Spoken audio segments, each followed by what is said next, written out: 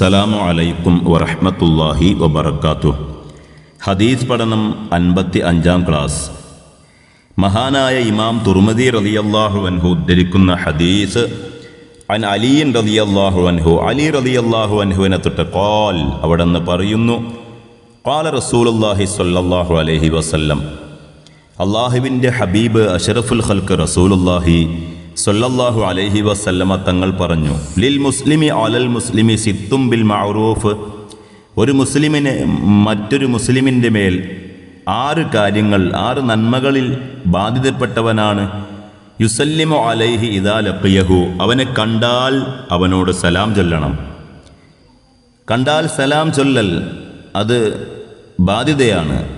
അത് പരസ്പരം സ്നേഹം വർദ്ധിപ്പിക്കുന്ന കാര്യമാണ്. കഴിഞ്ഞ ഹദീസുകളിൽ നിന്നൊക്കെ നമ്മൾ മനസ്സിലാക്കിയതാണ്. വയുജീബുഹു ഇദാ ദഅാഹു, ക്ഷണിച്ചാൽ ക്ഷണം സ്വീകരിക്കണം. ക്ഷണിച്ചാൽ ക്ഷണം സ്വീകരിക്കൽ ബാധ്യതയാണ്. മുസ്ലിമിനെ ക്ഷണിച്ചാൽ അവൻ്റെ ക്ഷണം സ്വീകരിക്കണം. എന്നാൽ ഇന്ന് നാം കാണുന്ന ചില കല്യാണ സദസ്സുകൾ പല ഹറാമുകളും കൂടിക്കലരുന്ന, കൂടിക്കുഴയുന്ന രൂപത്തിലുള്ള കല്യാണങ്ങൾ, മ്യൂസിക്കുകളും മറ്റും ഉള്ള ശബ്ദമലിനീകരണം സൃഷ്ടിക്കുന്ന ഹറാമുകൾ, തനിച്ച ഹറാമുകൾ ചെയ്യാനൊരു മടിയുമില്ലാത്ത കല്യാണ സദസ്സുകൾ, മറ്റ് ആഘോഷ പരിപാടികൾ, അതുപോലുള്ളതിലേക്ക് ക്ഷണിച്ചാൽ പോകേണ്ടതില്ല.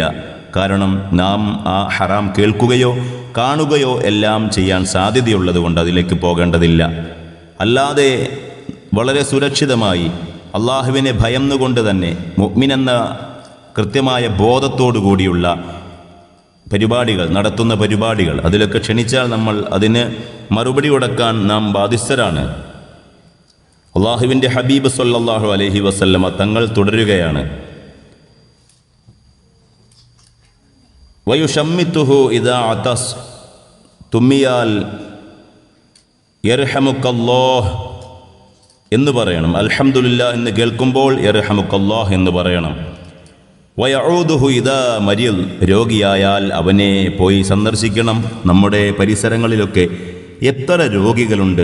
നാം അവരെ പോയി സന്ദർശിക്കുമ്പോൾ അത് അള്ളാഹുവിനെ സന്ദർശിച്ചതിന് തുല്യമാണെന്ന് നാളെ പരലോകത്ത് വെച്ച് അള്ളാഹു സുബ്ഹാനഹു വ തആല രോഗം വന്നയാളെ സന്ദർശിച്ചവരെ കുറിച്ച് അള്ളാഹു തആല പറയും, അങ്ങനെ വിളിക്കും എന്നെല്ലാം ഹദീസുകളിൽ ഉണ്ട്.